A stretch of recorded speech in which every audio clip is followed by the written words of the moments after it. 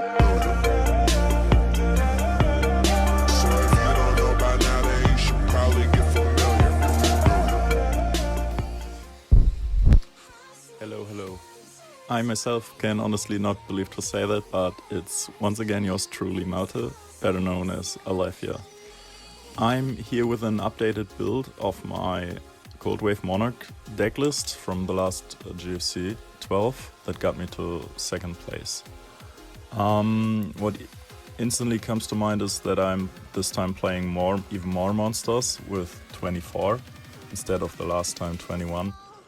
That's why I tested quite a bit, and I found myself to not have any problems with having a monster heavy deck and hand too in the games, because I'm really trying to maintain a board presence the whole time. The whole deck is not really interested in hand advantage. It's only about keeping the field presence to turn a Cold Wave into Monarch into some damage heavy power play. That's why I also moved my Dale100 to the sideboard, because I found myself to not really need it. Against Chaos Turbo it's often basically useless, discarding Thunder Dragons and or Serpents, Night Assailants. Doesn't really help too much. Also, you can't use it in the same turn as Cold Wave. So in the sideboard it's nice against some combo decks and so on. So I wouldn't kick it out of the 55 cards, but I don't need it in the main 40. In the last weeks I tested honestly quite a couple of Cold Wave builds. I almost decided to run some Cold Wave aggro deck, basically Cold Wave Zoo. That's what I'm also playing in the current Academy League. I signed up for a Slifer tournament and went 3-0 there with the Cold Wave Zoo build, with Berserk Gorillas and Abyss Soldiers and only 2 Tributors. And I also won the Raw bracket 3-0 with this one, with such a build. Currently waiting on the obelisk to fire up. But I somehow wanted to move back to the more Monarch heavy builds, because I think this is the better choice against slower decks like Gold Control or Chaos Turbo, because with this Zoo heavy decks you gas out way too fast, and if the game takes long enough your chances really dwindle. That's why I thought about some updated build for my GFC 12 second place deck. Yes. Let's start off with Pete and the Duck Clown, obviously the most fun card in the deck. It was, to be honest, it was not 100% my idea to run the card at all, to run the card. Now, I used to play it back in the day in 2005 or 6 in local tournaments. I had it in the deck, and I think at that point I didn't know that Peyton misses his timing when you discard him for activation costs of cards. Like Raigeki Break, if you discard Peyton for Raigeki Break or Lightning Vortex or so on, he will miss his timing and you can't use the effect. Also, if you tribute Peyton for a Monarch, or even like for something like Air Knight that has no enter the battlefield activation effect, Peyton will miss his timing and you cannot use his effect. But even with those limitations, there are some nice interactions. For the best one with Graceful Charity. That makes Peyton basically like a second Sinister Serpent. Because if you activate Graceful, discard Peyton, the last thing that happens is Peyton being discarded to the graveyard, and this allows him his effect to be used. So I had some plays like playing Graceful, discarding Peyton, summoning Peyton, and instantly tributing him for something like the Zaborg. This is pretty busted play.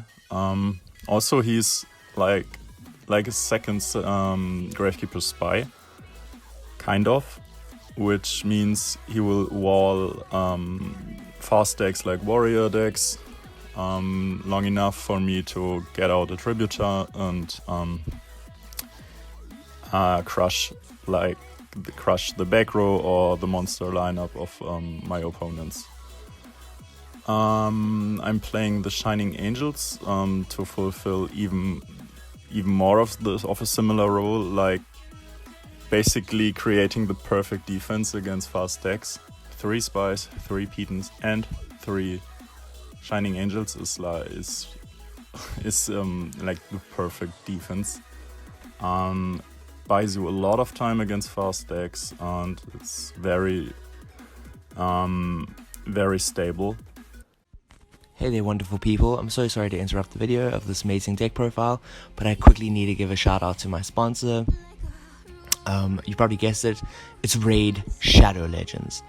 No, I'm only joking. It's this company called Your Playmat. I don't know if you've heard of them. They do custom playmats, custom card sleeves, they do tabletop, they do mouse pads. Give them a shout, they do worldwide shipping. They've sent me sleeves that you're going to see shortly. They've also given me a discount code. As you can see, they do custom foil playmats, custom card sleeves. They have a link in the description to my code as well as their website. My code should be coming on the screen now, and it's Jinzo&Tonic 10YP. Use the code, get a discount. Why not? Treat yourself. They have amazing stuff. All I do is ask you to check out the site. These are my sleeves. They're matte, they're designed. If you want these sleeves, they should be on their website. If they aren't yet, give me a shout on Instagram, DM me, and I can send you the design and you can get it done. And back to the video. Thanks, guys. The Shining Angels are obviously run over something like Tomato because they are light type, and I needed something more than the Zaborgs and the DD Warrior Lady. This is those 6 lights are, I'd say, the least amount of light monsters that you should run, or the minimum you should run to play 2 chaos monsters. I had some builds that were only running Monarchs and no chaos monsters, but I had some situations where I was really missing the BLS because Cold Wave into BLS is probably the strongest or most the most damage heavy play that the stack can produce, besides the Cyberstein. So I was really trying to wiggle in enough light monsters that are a bit offensive on their own, because I really didn't like the 2 Magician of Faith that I was running in the last deck. They were too defensive, too weak, too slow, as Magnus Carlsen would say. That's why I went with the Angels. For the Tributors, I kicked out one tribute monster. Last time I ran even 6 Monarchs. This time it's 4 plus the blowback, so we can say 5 Monarchs basically. I chose to run blowback. Of course, he's dark for the chaos monsters, but you don't really need an additional dark monster. But with Zaborg, you often run into some situations where you just want to summon a tribute monster, attack for some damage, but if the opponent only has no monster on the field, you can't really summon Zaborg because you would have to nuke one of your monsters. And even with Mobius, I had some situations where I felt it was some kind of a wasted play to summon a Mobius into an open field and just to attack for damage. That doesn't really feel too good. With blowback, passing with him on an opponent's empty field is kind of neat still, because the opponent really has to answer blowback ASAP. Otherwise, he will have the 50-50 chance of destroying a card every turn. So it's kind of similar to a Chaos Monster that has to be answered pretty fast. And I'd say the blowback was pretty neat this whole tournament, so I'd definitely run it again. I'm only playing one Cyberstein this time because, yeah, it was kind of a ideological decision, because I didn't want this deck to be seen as a Cyberstein deck, because it's really not. It's just a Cold Wave Monarch deck, and the Cyberstein is just the bonus. You sometimes obviously have situations where you win with Cyberstein on its own, but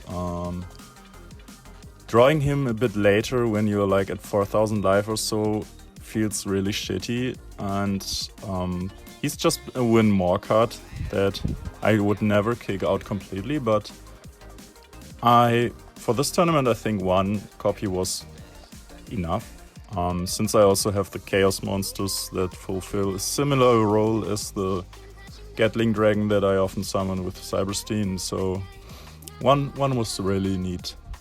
And the two Kaikus I chose to play, obviously they are dark, and I wanted some monsters that can put the pressure on, some level 4 monsters that can put the pressure on without the tributors, because you can't always count on having a Monarch on the field. Also, Kaiku with Cold Wave is pretty nice because an opponent locked out under Cold Wave. One of the few options how you can still take a big swing back from the opponent is him summoning a Chaos Monster, especially BLS, that often costs me still the game, or Tribe Infecting Virus, of course, is still pretty good. But passing with a Monarch or a Chaos Monster of your own and a Kaiku next to it is really, really strong, because it takes one of those swing back options away from the opponent. Yeah.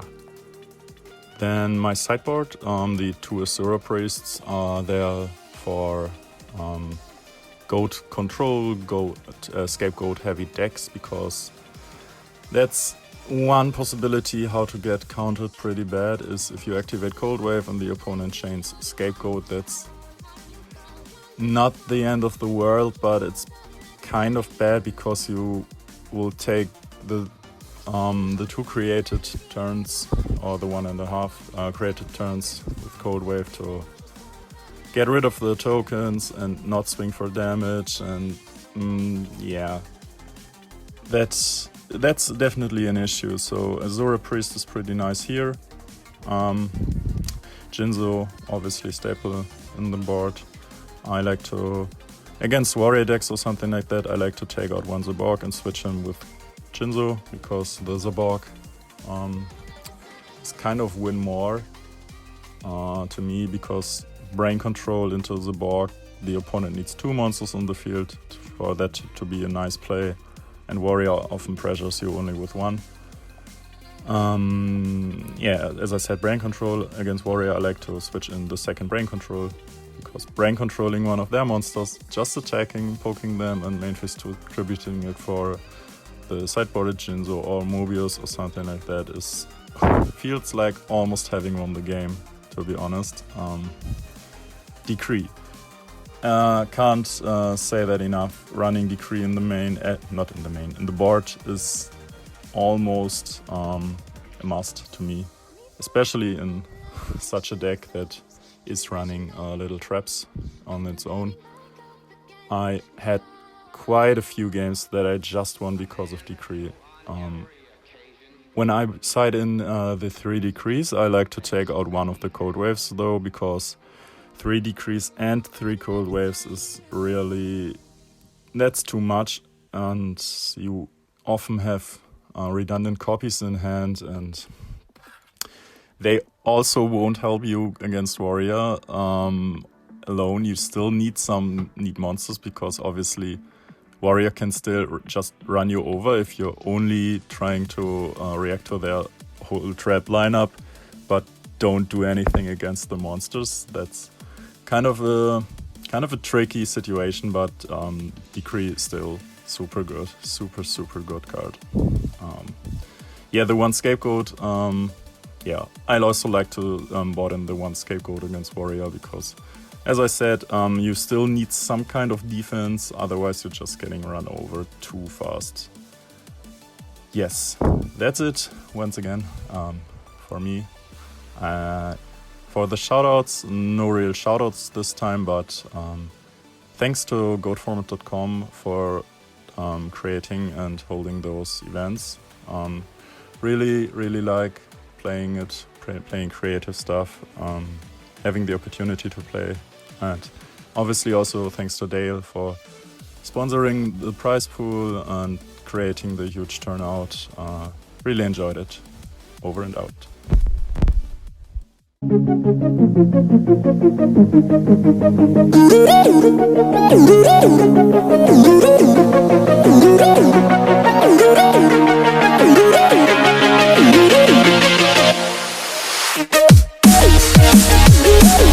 back.